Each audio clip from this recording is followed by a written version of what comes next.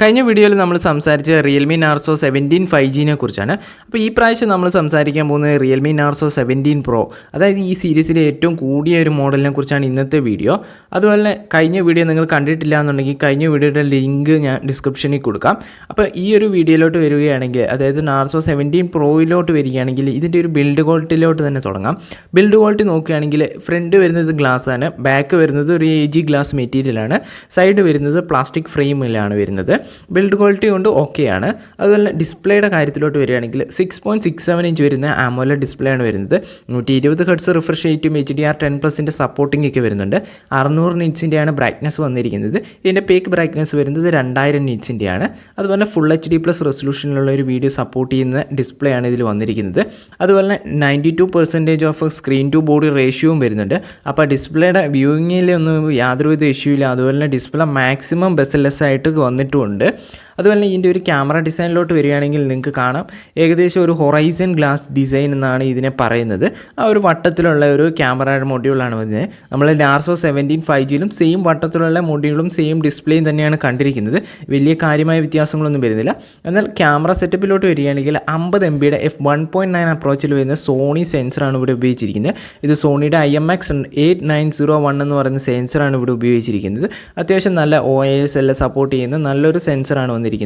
നിങ്ങൾക്ക് ഈ വീഡിയോയിൽ ഇടയ്ക്കിടയ്ക്ക് ചില ഫോട്ടോസുകൾ കാണാൻ പറ്റും. ഇത് ഈ സെൻസർ ഉപയോഗിച്ച് എടുത്തിരിക്കുന്ന ഫോട്ടോസുകളുടെ ഔട്ട്പുട്ടുകളാണ് നിങ്ങൾ കാണുന്നത്.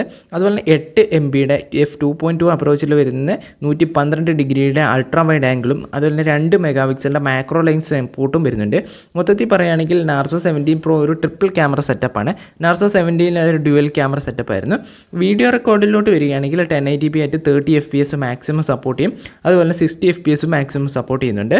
അതുപോലെ സെൽഫി ക്യാമറയിലോട്ട് വരികയെങ്കിൽ 16 മെഗാപിക്സലിൻ്റെ സെൽഫി ക്യാമറയാണ് വരിക്കുന്നത്. അതുപോലെ 1080p ആയിട്ട് 30 FPS ആണ് മാക്സിമം ഇതിൽ സപ്പോർട്ട് ചെയ്യുന്നത്.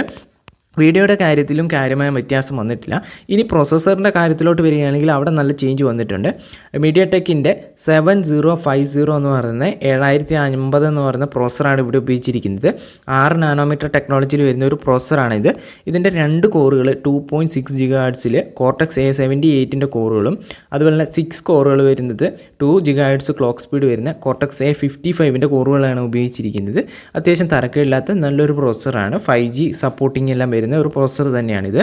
മാലി G68MC4 എന്ന GPU ആണ് ഇതിൽ വന്നിരിക്കുന്നത്. ഏകദേശം 6 ലക്ഷത്തിലധികം ആൻഡ്രോയിഡ് സ്കോർ വരുന്ന ഒരു പ്രോസസ്സറാണ് മീഡിയടെക്കിൻ്റെ 7050 എന്ന് പറയുന്ന പ്രോസസ്സർ.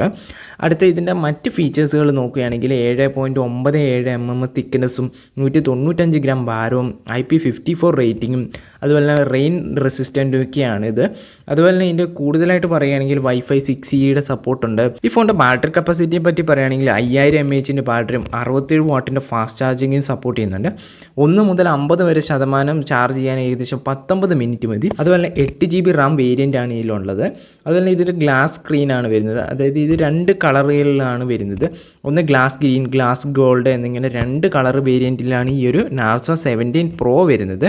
8 GB വരെയാണ് റാം വേരിയൻറ്റ് വരുന്നത്. അതായത് മിനിമം ഏറ്റവും കുറഞ്ഞ റാം വേരിയൻറ്റ് 8 GB ആണ് വന്നിരിക്കുന്നത്.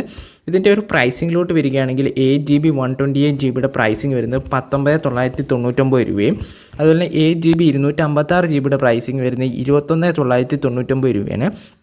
അപ്പം നിങ്ങൾക്ക് 20,000 രൂപയ്ക്ക് മേടിക്കാവുന്ന അത്യാവശ്യം തരക്കേടില്ലാത്ത നല്ലൊരു ബിൽഡ് ക്വാളിറ്റിയുള്ള നല്ലൊരു AMOLED ഡിസ്പ്ലേ ഒക്കെ വരുന്നത്, അത്യാവശ്യം നല്ല പ്രോസസ്സിങ്ങും നല്ല ഫാസ്റ്റ് ചാർജിങ്ങൊക്കെ സപ്പോർട്ട് ചെയ്യുന്ന ഒരു നല്ലൊരു ഫോൺ തന്നെയാണ് നാർസോ 17 പ്രോ. അപ്പോൾ എന്തായാലും തീർച്ചയായിട്ടും ഇതിൻ്റെ ഡീറ്റെയിൽഡ് റിവ്യൂ നിങ്ങൾ കണ്ട ശേഷം മേടിക്കുക. അപ്പോൾ നിങ്ങൾക്ക് എൻ്റെ വീഡിയോ ഇഷ്ടപ്പെട്ട് കഴിഞ്ഞാൽ വീഡിയോ ലൈക്ക് ചെയ്യുക, അല്ലെങ്കിൽ ചാനൽ സബ്സ്ക്രൈബ് ചെയ്തിട്ടില്ലെങ്കിൽ ചാനൽ സബ്സ്ക്രൈബ് ചെയ്യുകയും ചെയ്യുക. അതുപോലെ തന്നെ പുതിയൊരു വീഡിയോ ആയിട്ട് കണ്ടുമുട്ടുന്നതായിരിക്കും. ബൈ.